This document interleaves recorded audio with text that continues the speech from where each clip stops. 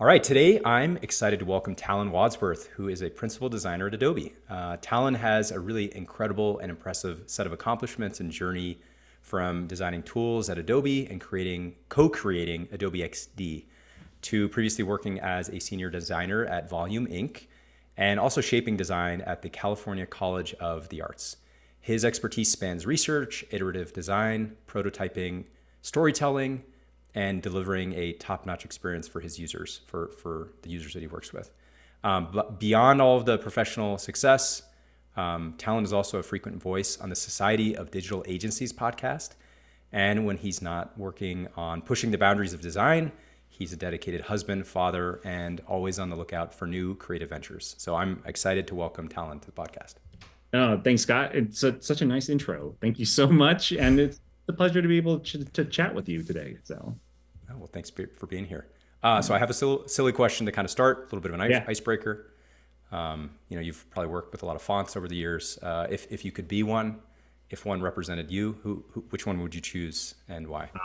This is so funny. It's such a weird sort of moment. I actually answered this question the other day, and I think I have probably purchased or licensed more typefaces in the last like 2 years than I have like in the previous 10. I'm really into type right now. So I would say I'm not going to give a specific name, but anything bold and brash and or black letter. Those are the two. Like something that stands out, something that has a lot of contrast. Um, Okay, I like a big bold typeface. amazing. Okay, so sounds like it represents from what I've seen and worked with you. I could see that. So I'd love to know a little bit about your kind of early story, how you first Yeah. got into design, what you got excited about along the way, and when maybe you decided, oh, this could be something I might want to do every day. Yeah. Well, actually, this was not a career I even knew existed. Again, it's not even that I'm, like that it was really that long ago, but like in a way, like if you're not exposed to it, right, you just don't know. And so really growing up, I just had no concept that there was a job like this, a job that really, relied on storytelling and visual communication. Those were things that I was into, but I had no idea that this was something I could make a career out of. And actually, the thing that I gravitated first, the my first sort of career trajectory was to be an architect. That's what I really wanted to be. I wanted to be a draftsman and an architect, and I was sort of on a path to go to an architecture design school. And I was starting at the community college, kind of because it was going to be a 6 year program I was going to sign up for. So I'm like, well, I'll go to this community college and I'll get kind of my the basics under my belt that can help me not be as in debt as I would if I just jumped right into the major university and the program. And so I started at the community college, and I took a class as an elective called Designing with Photoshop. Um, and again, like that was the entry point. Here was again, I've always been a huge music fan. If you're seeing a video of this conversation I'm having with Scott behind me, you'll see rock and roll posters. You'll see, vinyl LP on the wall back here. Uh, you know, I I fell into this class and we were designing rock and roll posters and we were designing CD and vinyl album covers. And I'm like, you can do this? This is the thing that you can get paid for? Well, that's it. So instead of again like a 6 year degree, I was like, well, I'm gonna do this. This is cooler. And so I started I dove into the program of design at the community college. I started screen printing and making my own zines and designing, brand identities and again silk screening big posters, rock and roll posters. And I was like, all right, this is it. And that really set the trajectory. And luckily, I had some great professors and mentors that really helped me push beyond even what the program was set up to do. And that led me from there to California College of the Arts to really extend my learning and my career and really be exposed to even a wider world of design, coming to the Bay Area to attend school there. And that the die was cast. Here was a school that was going to really open my eyes and support me in the things that I wanted to do with design, and which was everything. I wanted to, design everything, and they were fully supportive of that. And I met some great people. Again, more professors and mentors. Again, just fuel to the fire, and ended up that was one of my professors at CCA was Eric Hyman, who became a great friend and mentor of mine, and they gave me my first design job in the Bay Area at Volume Inc. And again, I really again found an affinity with the crew there, with Eric and Adam Broadsley, who was the other partner. And again, we weren't just designing one thing. Design wasn't just locked into one application. We weren't just a brand designer. We weren't, just a print designer. We were designing websites and books and rock and roll posters, and we were designing the museum space, the exhibit space at large museums, California Academy of Sciences, working with SF MoMA and 826 Valencia, doing amazing work with Dave Eggers and his crew there. And like, that's what I wanted to be. I knew that I wanted to just take design and apply it to any problem, any medium, right? Like there was an opportunity there for me to carve out.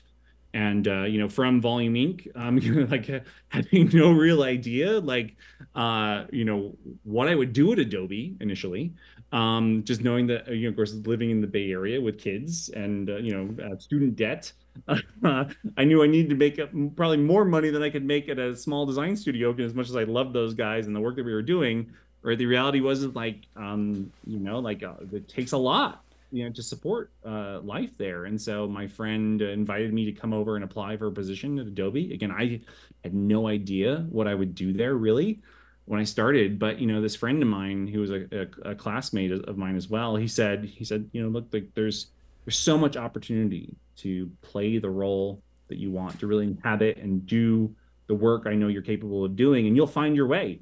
And that proved to be true. I mean, that was prophetic. He said, like, the opportunity is here, grab it and make something of it. And again, I really resonated with the team there, and they hired me on, and here we are 13 years later, having carved that path out, for myself at Adobe, and been able to work with some amazing people in that time. And that's what kept me going, as a creative. Did you find the transition from I don't know how big Volume Inc. was, for example, but presumably smaller agency, Yeah. compared to big Adobe, right? So like Yeah. when you think about the skills that you learned and some of the projects you worked on, was it a lot of overlap, or was it like, oh shoot, I got to rebuild, revisit, re-understand everything? Yeah, I mean, there definitely was. I think the biggest thing, the biggest transition, the biggest hurdle for me was really the scale, right? A volume, I was like the senior staff designer, which meant most of the projects really, went through me at some point at the studio. And again, we would, there's the two partners, and we had a handful of other designers at various times. Um, and the one thing I found there though is the projects kind of all fit a pattern. A client would come to us with a problem, and we would, give them back our opinion on what we should do, and like, here's three ideas. Okay, let's go to the next round, right? Like, and usually within a couple months, right? Like, we'd turn the project over and we were on to the next thing. And Adobe, right? Like, to create a digital product or service, it just relies on the expertise and collaboration of a lot of people. And I think that to me was like the biggest transition, was going in from a studio where again it was a tight group of people. Um, I pretty much had my hands on projects from start to finish, and it was really again like I really was just relying on myself and the partners and the people there. But here at Adobe now I'm working with product managers, I'm working with engineers, right? And to put together a complex service or product, right? It just relies on so many people, and sort of finding yourself in there and finding your value in that, right? Like, these are complex applications. It takes a lot of people and takes us, not months, but years to do it. I think that was the biggest transition, and that was the hardest. And I think, but other than that, like, is it like what's been really, again, I think one of the things that's really kept me sane though is like I've been able to, again, even saying these are very different worlds, I've still been able to find a through line in the way that I want to practice design and creativity.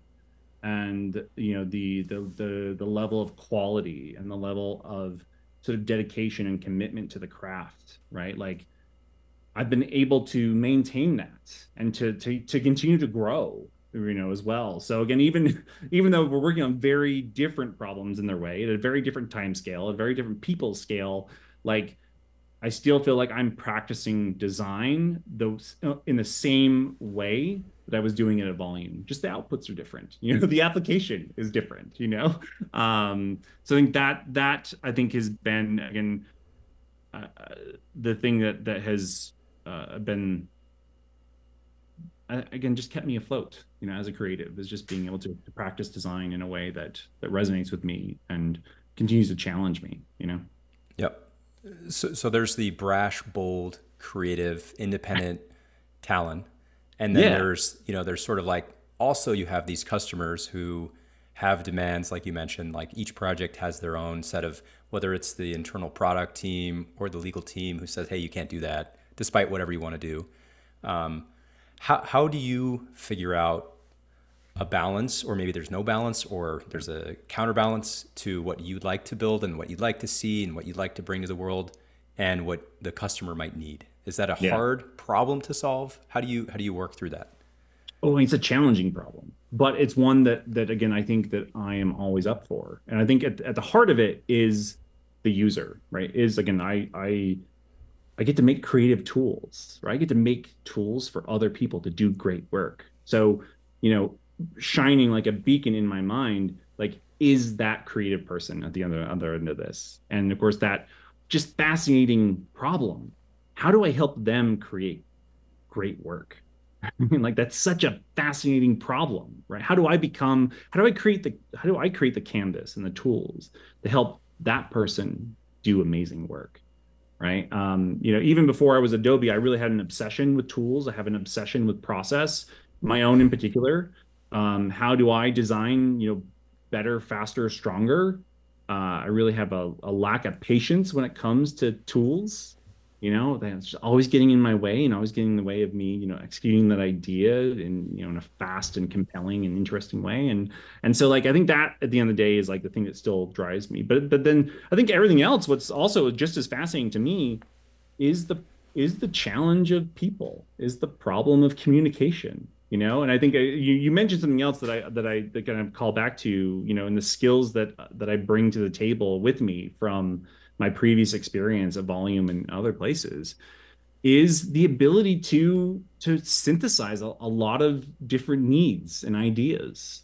When you're collaborating, with just equally as smart people and talented people, like I do at Adobe, like part of the design problem is figuring out what they need, just like a client, just like our users, right?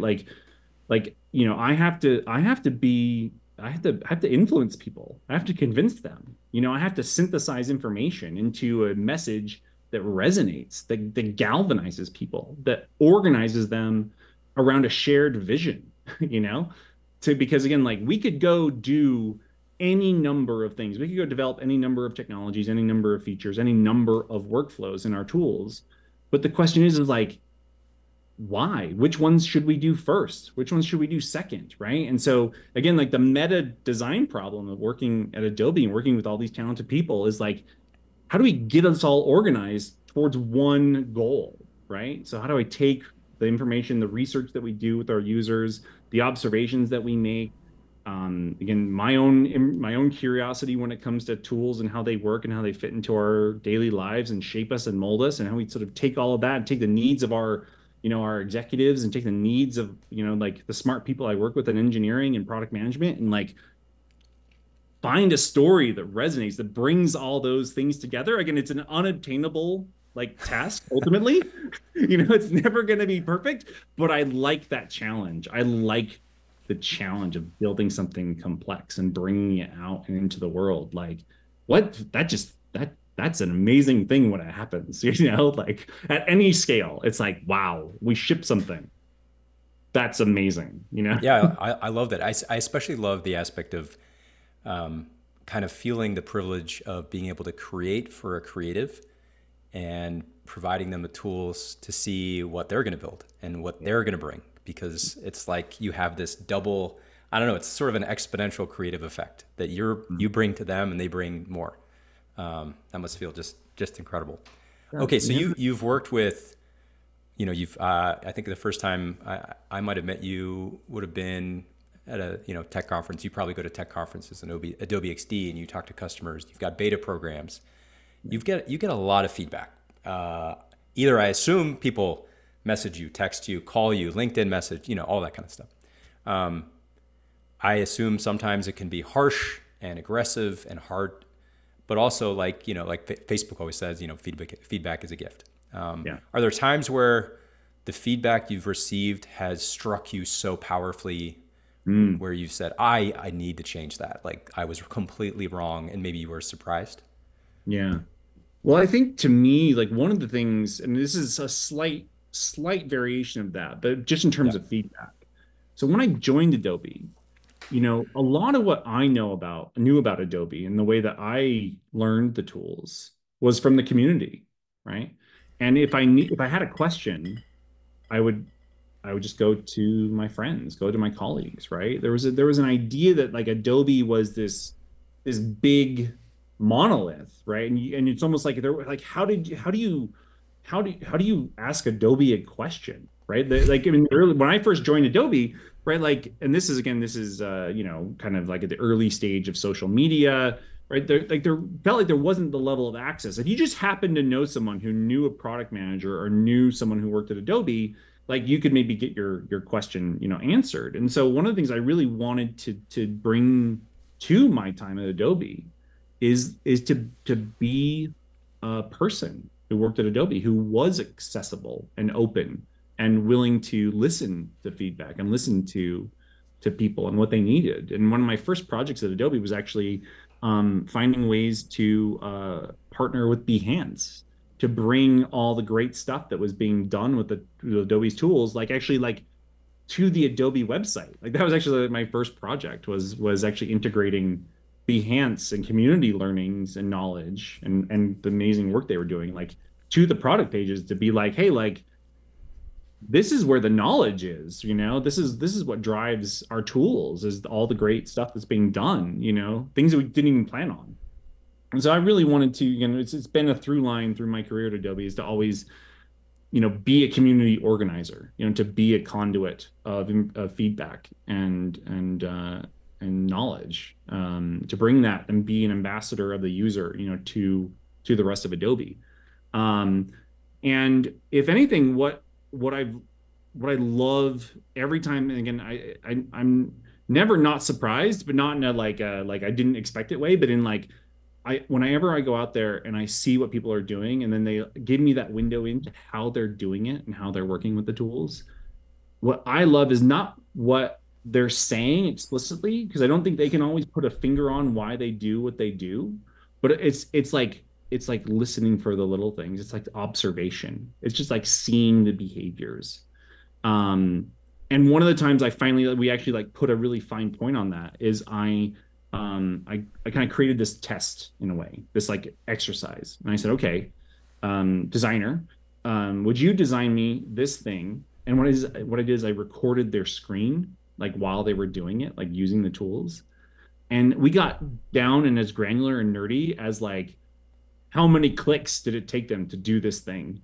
Why did they do it that way? What got in their way? What was the repetitive thing they were doing? We were like noticing like all these little details. And so that was a very explicit be like, oh, we had to actually like they couldn't describe this process if they tried. So we had to watch them do it and actually like look down to those granular details. So those observations were fascinating. And then also just like hearing them talk about what they wanted to be able to do and just listening to them and again really observing them and then again listening for the things they weren't saying as well as the things they were saying and really again trying to find and draw out of that like some of those key workflow moments or those key needs again things that again they would have a hard time putting their finger on if they were trying to describe it directly but just like again seeing how they behaved and how they actually got work done not in theory how we thought they could get work done, but how they were actually getting work done. And those are my favorite moments. Oh, In that's beautiful. So you stepped out of the ivory tower. You got out of your office and you watched somebody use the product. One of the things that one of my favorite things to do. I don't know if it has a name, but I actually go down to where I went to school, Mhm. and I will pay people $10 or $15, and I'll say, "Hey, can I just like watch you install my product? I just want to see Yeah. how annoying, painful, and hard it is." And like every time, there's something where I'm like, "Oh my goodness, there's like way too many clicks," and it's Yeah. extremely frustrating. I love being able to do things like that, like actually talk to, interact with, and see. Makes a huge difference. Yeah. Let's One thing that can happen on any team, just kind of just one thing is Yeah, yeah, that I yeah. think is really fascinating is that we can become very institutionalized in our knowledge, right? Because we're talking to our teams, right? And we know what's going on. Like we know it down to again down to the finest detail. Like and so we almost have this theoretical knowledge, right, of how the thing should work, right? But once it's out there in the world, like we actually know nothing. Like once that thing is actually out there in the world, like we know nothing. Our knowledge stops. And if anything, again, like that knowledge can hinder us in producing a product that is actually usable. Again, because we're making assumptions based on this kind of like learned, repeated knowledge that we're talking about every day. We're speaking in a language that our users really don't understand, right? It's impenetrable. We know too much, right?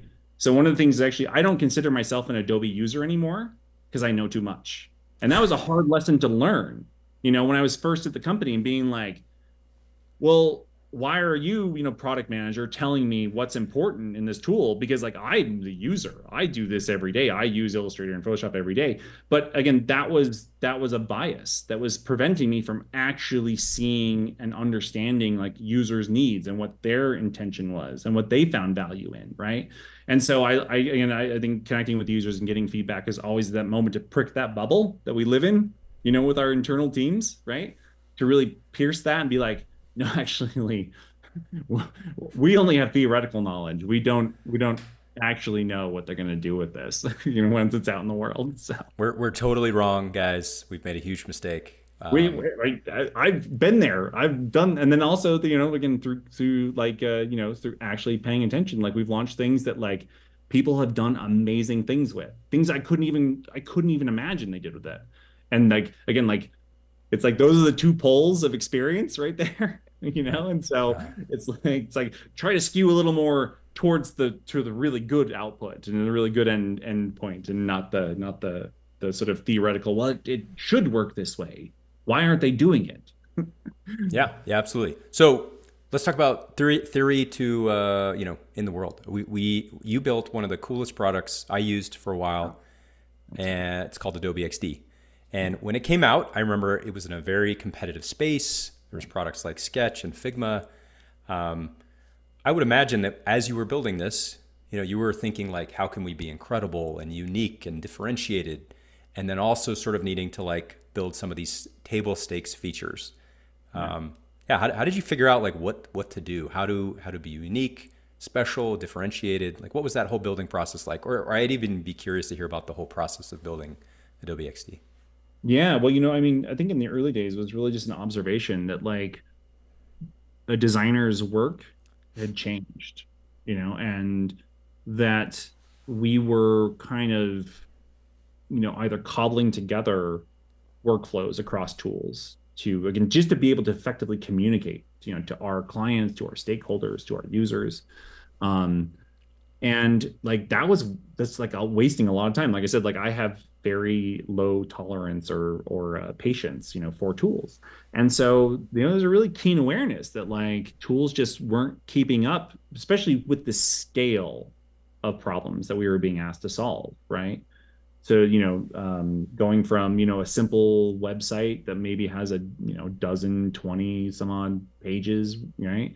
To doing, to building out, e-commerce websites and, complex products and services that, right, we're now hundreds of pages, hundreds of UI elements, right? Like, and then not only that, like we need, because this that we were coming from a static medium, in print, right, and the sort of legacy mediums that we grew up with, like we were moving into this world of dynamic communication, right, motion, interaction, right? These were as important to storytelling inside of a website or a tool or product or service, like in terms of the user experience, right? Like, so how could we communicate that, to our engineers, to our, our stakeholders, right? To our users, right? Like if we couldn't, we need the tool to help us effectively communicate our ideas, right? This is the same time when I think a lot of designers were like, well, should I just be coding, right? Because again, we were looking for any solution to the problem of being able to communicate effectively. And that's really where, I kind of found myself at Adobe at this time of transition, where we needed a new tool. And that's really what brought me together. I worked on a kind of variety of what we'll call prototypes of what eventually became XD. I'd sort of spent a year kind of dabbling in that and trying to answer that question. Well, what tool do we need, my team internally to do our work effectively?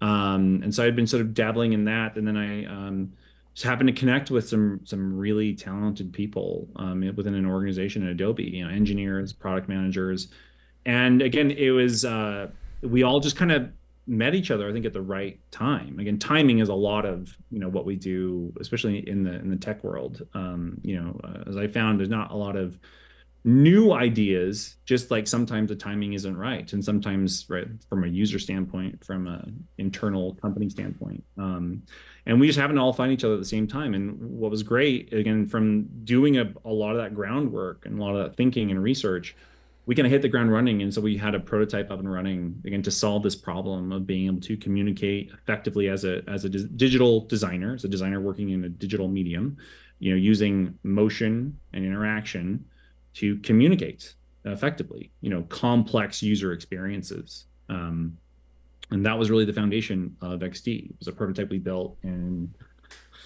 it was like the end of the summer into the fall, October, about the same time Best time that of we're the year. saying now. Yeah, indeed. And we put together this really compelling prototype where, again, I was able to do and design the things that, again, we were seeing that people were interested in designing out there in the world, and we were able to now do that now instead of, again, cobbling together work streams across tools or exporting, importing, doing these things, and making these UIs come alive.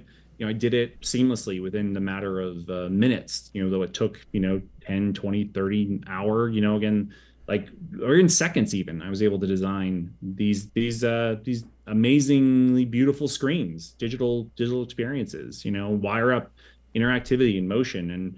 And that was it. That was the compelling thing, that, as well as, of course, all the foundational work that we did in storytelling and just saying, these are the users, this is the opportunity. And so that was the really the foundation of XD. And again, those things all coming together at that time, again, timing, allowed us to start to build a team to go and execute on this vision that we had for this new tool.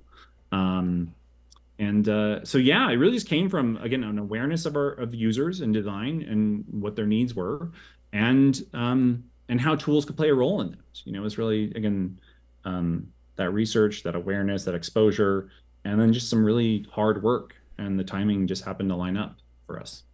I just talked with the president of 1Password, Mm-hmm. and they make a great product. And he was talking about how he feels it's important for him that his kids see him grinding. And I feel like what you're kind of describing is like this grind, like, working through all the details, the minutia, the important, the things that nobody's going to see, like a terrific craftsman. So what are you working on now? So you built Adobe XD. It was incredible. What are you working on now at Adobe?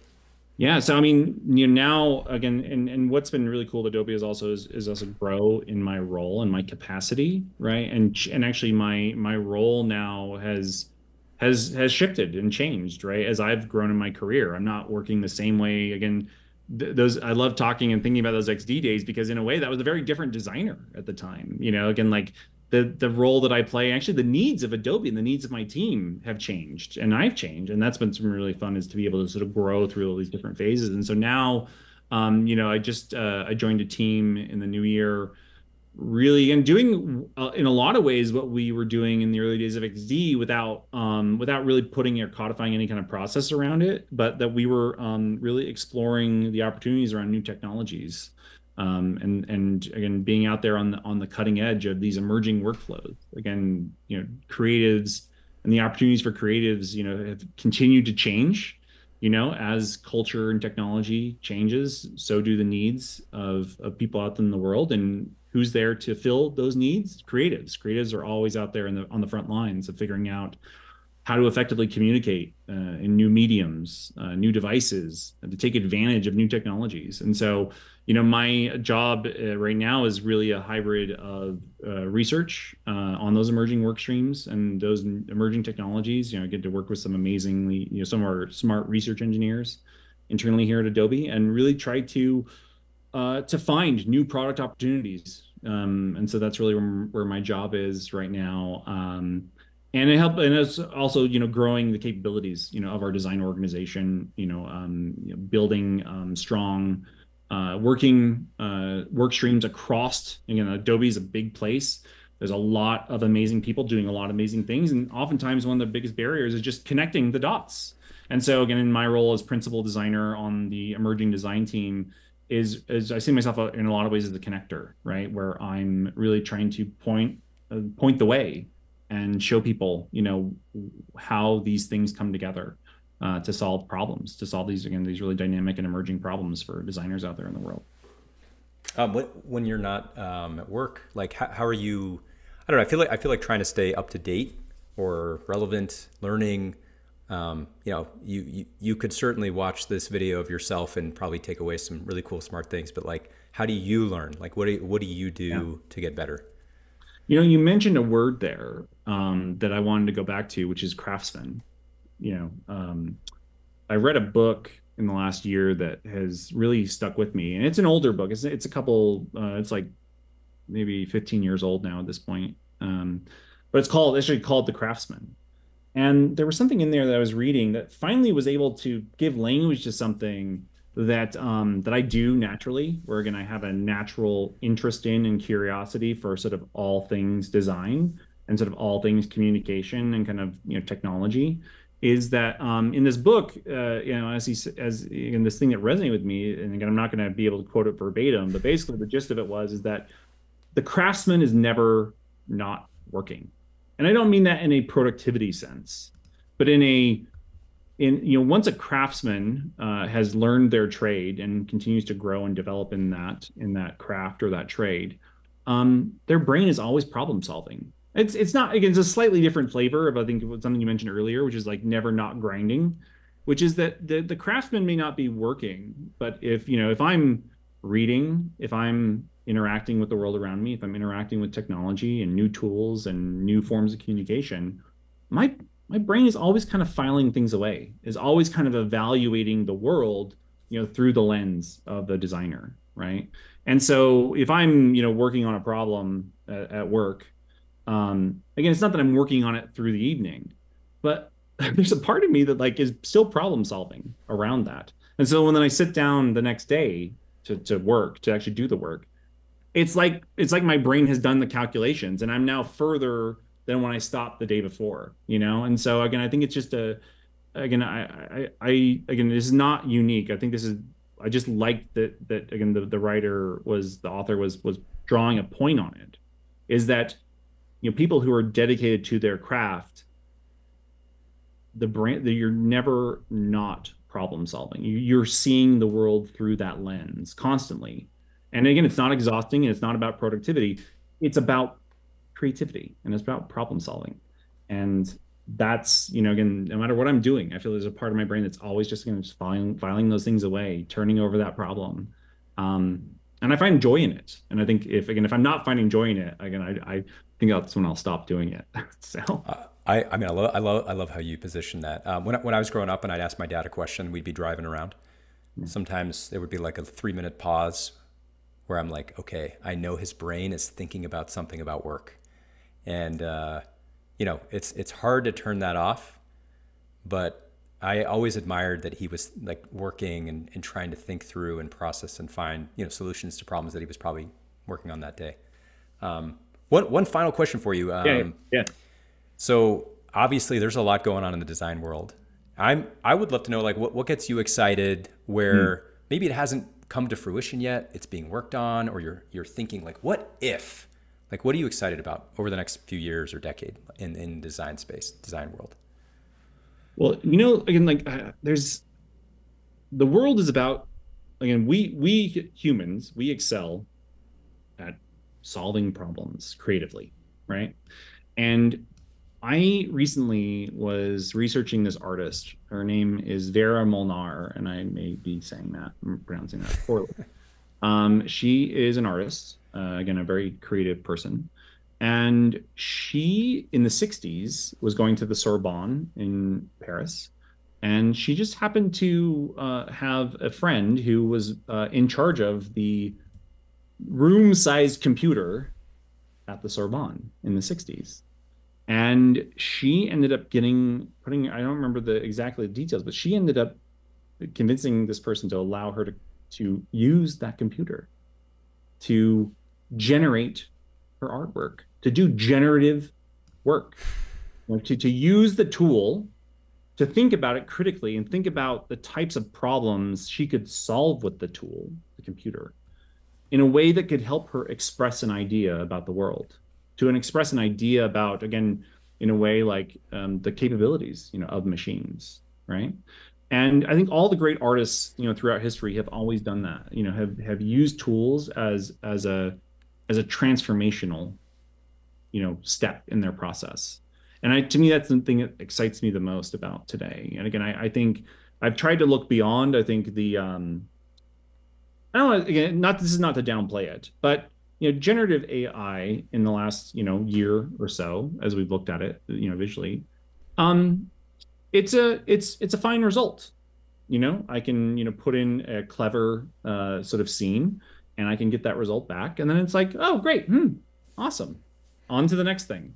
And what I'm really interested to see, and the thing that I'm really interested in exploring, and I've been doing this with some projects internally, is like, okay, well, what now? What more can we do? Why do we want to do this? How can we use this tool, this amazingly powerful tool that we're just barely scratching the surface on? Like, how will it help us see the world in a new way? And how will artists use that technology to tell us something, not about the technology itself, but about us and about the world around us?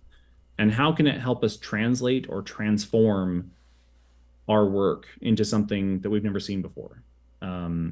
That excites me. And again, I've been working on some proposals internally to on some projects that have yet to see the light of day. Hopefully they will in the new year. But to really, again, become a platform for artists to show us something, to help us see the world in new ways, and communicate something. Again, we are visual creatures. We are not, again, language we're sort of applying after the fact. We are visual creatures. We see the world, and language and images, right? These are forms that we use to communicate ideas that we have about the world. And I'm interested to see how these new technologies can help us express what we see in the world, to each other. So Beautiful. I love the idea of seeing the future of what can be transformed, despite maybe feeling like what we currently have is not quite there yet. I showed my sister-in-law today. I was like, hey, did you know you could do this with ChatGPT? And she was like completely blown away. But for me, it was like something I do every day. yeah. All right. Well, Yeah. Talin, thank you for joining me today. And it has been such a pleasure to talk with you.